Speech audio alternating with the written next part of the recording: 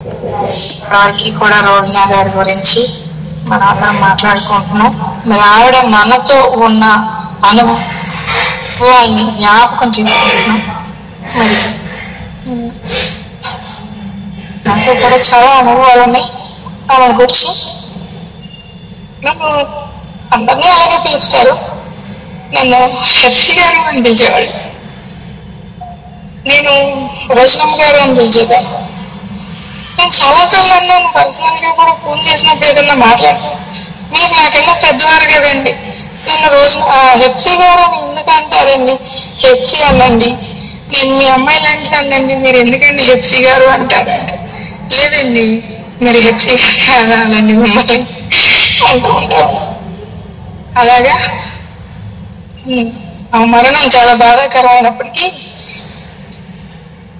ఎంత ధన్యత చేసుకుంది ఆవిడ అని నాకు ఒక రకంగా ప్రభుని స్తుతిస్తుంది. ఎందుకంటే అందరికీ సాధ్యం కాదు. నీ ఇల్లు సర్దుకో, త్వరగా నీ ఇల్లు సర్దుకో అంటే ఆమె తొందరగా సర్దేసుకున్నారు, సిద్ధపడిపోయారు.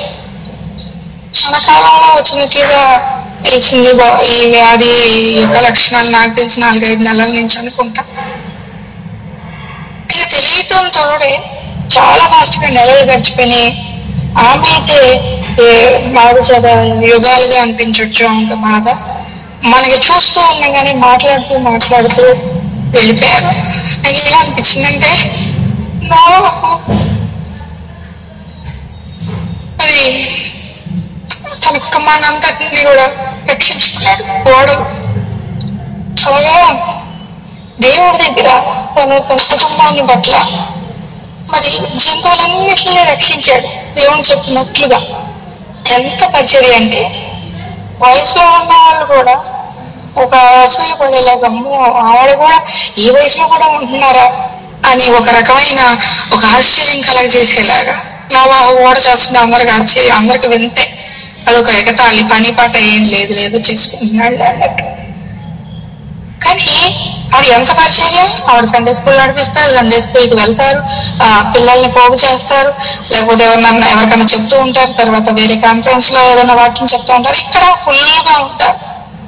అలా ఖాళీ లేకోకుండా కొన్ని సందర్భాల్లో బాగోనప్పుడు కూడా అలా కలిసి మౌనంగా ఉన్నట్టు. కమలా గారే కానీ రోజనా గారే కానీ చివరి టైంలో ప్రభు ఎలా సిద్ధపరిచేసుకున్నారంటే, వాళ్ళు కంప్లీట్ గా వాళ్ళ అనారోగ్యంతో ఉన్నప్పటికీ కూడా దేవుని మీద పూర్తిగా ఆనుకునేలాగా ప్రభు వారిని సిద్ధపరిచేసి రెప్పపాట్లు వారిని ఏదో చాలా తేలిగ్గా, రోజనా గారిని అయితే చాలా తేలిగ్గా వెళ్ళిపోయారు, సునాయాసనంగా ప్రవేశించారు ఇరుకు మార్గం అన్నట్లుగా. మరి అటువంటి కృపను పొందుకున్నారు చాలా సులభంగా. నాకు అనిపిస్తుంది ఇటువంటి వ్యాధి చాలా మందికి రావచ్చు.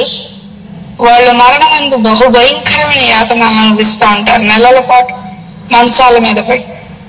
కానీ ప్రభు కృప రావడం అయితే వచ్చింది. అదే వారిలో ప్రత్యేకత. నా బిడ్డలైన వారు ప్రత్యేకంగానే ఉంటారు ఎక్కడైనా అన్నట్లుగా. ఆ వ్యాధి బాధలో కూడా ప్రభు ఒక 3 నెలల నుంచి మాక్సిమం గట్టిగా హాస్పిటల్లో ఉంటూ ట్రీట్మెంట్ చేసుకుంటున్నారేమో. చాలా సునాయాసనంగా ప్రభు ఆయన దగ్గరికి తీసుకువెళ్ళిపోయారు. ఆ చివరి దశలో ఆ ముందు రోజు కూడా మనతో నా కోసం ప్రార్థన చేయండి అమ్మా, నేను తట్టుకోలేకపోతున్నానని ప్రార్థన చేయించుకోవడం, ప్రభు ఇచ్చిన అవకాశం ఏంటంటే ఆ రోజు నేను కూడా ప్రార్థన చేయడం ఆమె కోసం. ఎందుకంటే బాధ ఎలా ఉంటుందో నాకు తెలుసు, ఇంట్లో వాళ్ళ బాధ ఎలా ఉంటుందో, మనిషి పడుతున్న నరకం ఎలా ఉంటుందో నాకు తెలుసు. నా కళ్ళల్లో అదే గుర్తొచ్చి నేను ప్రార్థన మ్యూట్ తీసి నేను కూడా చేస్తాను ఆంటీ అని ఉండలేకపోయాను, నేను చేయకుండా. ఎందుకంటే అప్పటికే అందరం చేస్తున్నాం మనసులో, ఆంటీ ప్రార్థన చేస్తుంది, సేపు ఉబ్బికి వస్తున్నాయి కళ్ళల్లోంచి నీళ్లు. ఇంకా ఆమె గురించి ప్రార్థన చేసేటప్పుడు నాకు వచ్చిన తలంపు ఏంటంటే, ఈ యొక్క ప్రార్థన ఆమె కొరకు మనం ఒప్పుకొని ఇది చివరి ప్రార్థన. నేనైతే ఎవరితో అనలేదు, కానీ ఈ ప్రాంతి వాళ్ళు వెళ్తారు కదా, వాళ్ళ ప్రయాణం కూడా ఇది చివరి చూపుకి. ఈ ప్రయాణం నేను వెళ్ళలేకపోతున్నాను. ఆవిడేమన్నారంటే, కమలా గారు మరణించినప్పుడు నేను వెళ్ళాను, నేను ఆంటీ గారు వాళ్ళు అక్కడ విజయవాడలో ఉన్నాము, వీడియోస్ అవి వెంటనే రోజున నాకు ఫోన్ చేసి హెప్సీ గారు మీరు ఏమన్నా వెళ్తే ఒక్కసారి ఆ ఫొటోస్ వీడియోస్ పెట్టగలరంటే నేను వెంటనే ఎస్ఏ ప్రెస్లో ఆ వీడియో అవి సెండ్ చేశాను.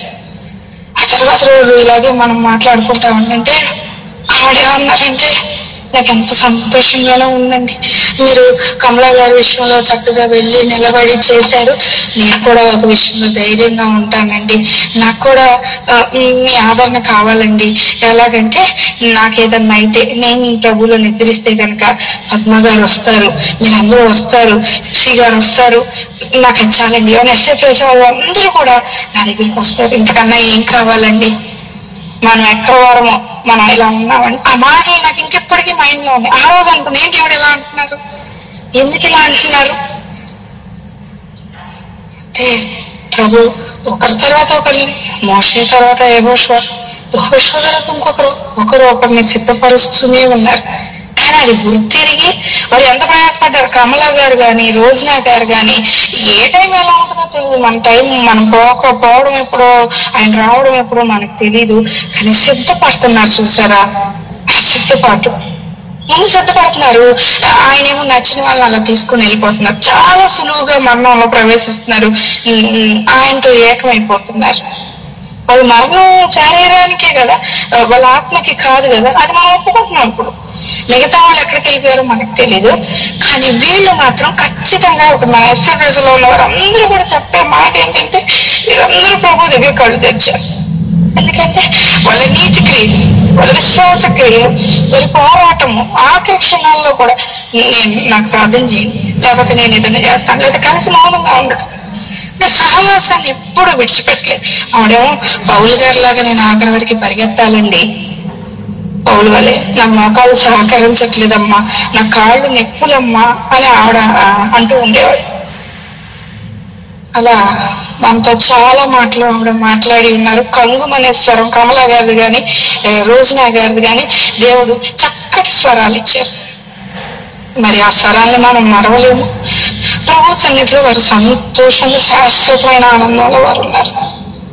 నేను అనుకుంటున్నాను రెప్పపాట్ల మరణంలో తీసుకెళ్ళావు ప్రభు, శరీరం ముందు కొద్ది దినాలే యాతన పడినప్పటికీ అసలు శ్రేష్టమైన ప్రదేశంలో వారిని ప్రవేశపెట్టావు. మేమేమైపోతామో ప్రభు, మా మరణాలు ఎలా లిఖితమైపోయినాయి. నా చిన్న వయసే, అప్పుడే రావచ్చు రాకపోవచ్చు, కానీ ప్రభు సులువైన మార్గంలో ప్రవేశించడం అందరికీ సులభమైన ప్రభు ద్వారా వాళ్ళు అలా సరి చేసుకొని వాళ్ళు వెళ్ళిపోయారు. వాళ్ళు మనకు కనపడుతున్నారు. ఆవిడ భౌతికంగా లేదు కానీ వారి ఆత్మ ద్వారా మన మధ్య నిజంగా ప్రభు కృపను బట్టి ప్రభు దగ్గర వారి క్రియ మన మధ్య ఉన్నాయి, వారి ఆత్మ దేవుని దగ్గర ఉంది, అది ఖచ్చితంగా మనం ఒప్పుకుంటున్నాం. అంటే అలాంటి ప్రయాణం మన మధ్య చూపించారు వాళ్ళు. ఎస్ఏ ప్రెస్ 24 గంటలు ఉంటే అలాంటి ప్రయాణం వచ్చిందా? కాదు. వారు మాట్లాడినంతసేపు, వారు జీవించున్నంతసేపు కూడా దేవుని దయ మనుషుల దయ ఎలా పొందుకున్నారో వారు మన మధ్య చూపించిన తీరు మరవలేదు. నిజంగా మరి మేమైతే ఖమ్మం బయలుదేరాలి వెళ్ళాలి అనే ఒక ఆశ ఉంది, కానీ నిజంగా మాకు ఆ వెసులుబాటు లేకపోయింది. కానీ మేము అనుకున్నది ఒకటే, ఆమె కొరకు ఆదరణ కూడిక ఏర్పాటు చేస్తారు కదా కుటుంబ సభ్యులు, ఖచ్చితంగా దూరమైన ఏదైనా సరే భారమైన. మరి నిజంగా మేమైతే చాలా బాధపడ్డాం, వెళ్ళలేకపోయాం ఆకర్షణ. కానీ నిజంగా ఆమె రూపాన్ని మేము మనసులో ఖచ్చితంగా చూసాం. ఆ లోటు మాకు పెద్దగా అనిపించలేదు. పైగా మన బ్రదర్స్ కానీ సిస్టర్స్ కానీ చాలా మంది నిజంగా మరి ప్రయాణం అయ్యి అక్కడికి వెళ్ళి ఆ కార్యక్రమాన్ని అంతటిని కన్నులాగా మరి చూపించడానికి దేవుడు మన సహోదరిని ఎంతో ప్రోత్సహించి అక్కడికి పంపించారు. అది దేవుని కృప. ఆ సమాధి కార్యక్రమంలో అలా ఉండటం కూడా చూపించారు. మరి మేమైతే మరి ఆదరణ కూడికి వెళ్ళి ఆ కుటుంబం పట్ల భారం తీసుకుని ప్రార్థన చేసి వారిని ధైర్యపరిచి మేము కూడా అక్కడ ప్రభు చిత్తమైతే ఆయన కనపరచడానికి రోజనా గారిని బట్టే కదా రోజనా గారు దేవుడిని కనపరచడం, అబ్రహాముని బట్టే కదా అబ్రహాం దేవుడు, ఇస్సాకు దేవుడు, యాకోబు దేవుడని మరి వాళ్ళ బిడ్డలు కొనియాడారు. కానీ కుటుంబానికి ప్రభు ఇప్పుడు ఏం నేర్పిస్తున్నారు అంటే ఆమె పోరాడిన పోరాటం మనుషులతో కాదు, దేవుడితో పెనుగులాడింది. ఆమె భర్త కొరకు, ఆమె బిడ్డల కొరకు, ఆమె మనవాళ్ళ కొరకు, మనవరాళ్ళ కొరకు, తర్వాత ఎస్ఏ ప్రదేశాల్లో ఉన్న భర్త లేని వాళ్ళ కొరకు, విడిపోయిన కుటుంబాల కొరకు, రక్షణల కొరకు మనకు పోరాడింది. ప్రభు మీరు చేయండి, ప్రభు మీరు చేశారు, మీరు చేస్తారు ప్రభు. ఎంత గొప్ప దేవుడు అంటే అంత గొప్ప దేవుడు. ఆవిడ పలికే మాట ఇదే కదా, ఎంత అంటే దాని లోతు తెలియదు, అంత అంటే దాని లోతు మనకు తెలియదు. అంత గుండె నిండగా ఆవిడ ప్రవర్తించిన తీరు, అంటే ఆయన కోరుకునే హృదయం ఆవిడ దగ్గర ఏర్పడింది. సంపూర్ణమైనప్పుడు ప్రభు తీసుకెళ్ళిపోతారంట, రెప్పపాట్లు తీసుకెళ్ళిపోతారు. నేను అడిగాను ఆంటీని ఒకసారి, ఎందుకంటే మార్చినాక ప్రభు ఉంచొచ్చు కదా అంటే, వాళ్ళు మళ్ళీ మారిపోతారేమో అని తీసుకెళ్ళిపోతారమ్మా, ప్రభు ఉంచరు. ఇంకా ఆమెను మారే పరిస్థితి కాదు, ఆమె సాక్ష్యం అక్కడతో సంపూర్ణమైంది. ప్రభు తీసుకెళ్తారు. మరి దాన్ని కొనసాగించేవారి పాత్ర ఒకరి తర్వాత ఒకరిని ప్రభు ఎన్నుకుంటారు. ఆ కుటుంబంలో ఆమె కుమారుణ్ణి, ఆమె కుమార్తెల్ని, వాళ్ళ మనవాళ్ళని, మనవాళ్ళని ప్రభు అత్యధికంగా ఈ ప్రార్థన పరిస్థితి ఆ సహనం బట్టి ప్రభు ప్రేమిస్తూ అత్యధికంగా అటువంటి కృపా కాపుదల ప్రియాంక విషయంలో, సెల్వి ప్రియాంక విషయంలో ఎట్లా మనం సాక్ష్యం పొందుకున్నామో, ఆమె ప్రార్థన 1 సంవత్సరం 2 సంవత్సరాల తర్వాత ఆమె ఆ బిడ్డ సాక్ష్యం అయింది. ఆమె ప్రార్థన, ఆమె ప్రయాస ప్రభువులో మరణకరమైన వ్యాధులు. ఎవరైనా ఎక్స్పెక్ట్ చేస్తాం సెల్వి ప్రియాంక ఆ రీతిగా మన ఎస్ఏ ప్రదేశాలకు వచ్చి సాక్ష్యం చెప్తుందని? కానీ కమలా గారి కుటుంబాన్ని ఈ రోజు మనం మర్చిపోవాలి. అలాగే రోజునా గారి కుటుంబాన్ని కూడా ప్రభువుల వాళ్ళు ఉన్నప్పటికీ కూడా మంచి విశ్వాస జీవితం, మంచి నేలను ఫలించిన పండ్లలాగా కుటుంబాన్ని తయారు చేసి వెళ్ళిపోయింది. ఒక తల్లి కనుక ఊరెళ్తూ బిడ్డలకి టిఫిన్ కి కానీ భోజనానికి కానీ లోటు లేకుండా 24 గంటలకి 42 గంటల కంటే 1-2 రోజులకి తన స్థాయి శక్తులు ఏ రీతిగా వండి సిద్ధపరిచి తన చుట్టాలకు చెప్పి, తర్వాత పక్కింటి వారికి చెప్పి, తన భర్తకి చెప్పి ఏ రీతిగా వెళ్ళిపోతుందో ఆ రీతిగా అన్నీ కూడా తన ప్రభు చెప్పి, నువ్వు చేస్తావు అయ్యా, నన్ను తీసేసుకుందాం, నన్ను నింబరించలేదు, నేను వెళ్ళిపోతా, ఖచ్చితంగా చెప్పే వెళ్ళిపోయి ఉంటారు. కాబట్టి మేము కూడా చివరి రోజు ముందు రోజు నేను కూడా ప్రార్థన, ప్రభు ఆమె కుమారుని మీరు ఆశీర్వదించారు, ఆమె కుమారుడు వివాహం మీరు ఘనంగా మీరు బాధ్యత తీసుకుంటారు, ఆమె కుమార్తెల యొక్క భవిష్యత్తు ప్రణాళికలు మీరు వేస్తారు, ఆ మనవాళ్ళ జీవితాన్ని మీరు తీర్చిదిద్దుతారు. ఆమె ప్రార్థన ఎక్కడికి పోలేదు, అది మీ దగ్గర మొరపెడుతూ ఉంటుంది. కానీ ఆమె పక్షంగా, ఆమె ఆరోగ్యం పక్షంగా ప్రార్థన చేసి మీరందరూ కూడా ఏకీభవించారు. ఇటు రీతిగా రోజునా గారి సాక్ష్యం మన మధ్య నిలిచి ఉండటం గొప్ప ధన్యత, ప్రభు మనకిచ్చిన గొప్ప ధన్యత. అంటే మాదిరికరమైన జీవితం. ఒక పౌలు బైబిల్లో ఉంటాడు, ఒక పేతురు బైబిల్లో ఉంటాడు, ఒక యేసుక్రీస్తు వారు నడవటం 33.5 సంవత్సరాలు మనం బైబిల్లో చూస్తున్నాం. రోజునా గారు మనతో గడవటం ఈ 3 సంవత్సరాలు మనం చూస్తున్నాం. మరి ప్రభు ఇటువంటి కృపని మనకి ఇచ్చారు, మంచి సాక్ష్యం పొందుకున్నారు, మంచి పోరాటం పోరాడు. ఇది మనకి ఇన్స్పిరేషన్. ఇట్టి జీవితాలు, పోరాటమైన జీవితాలు, శాశ్వతమైన కృప కాపుదల ఆ కుటుంబానికి మనకని కూడా దేవుడు కలగ చేయను కాక. Praise lord aunty, praise lord అందరూ.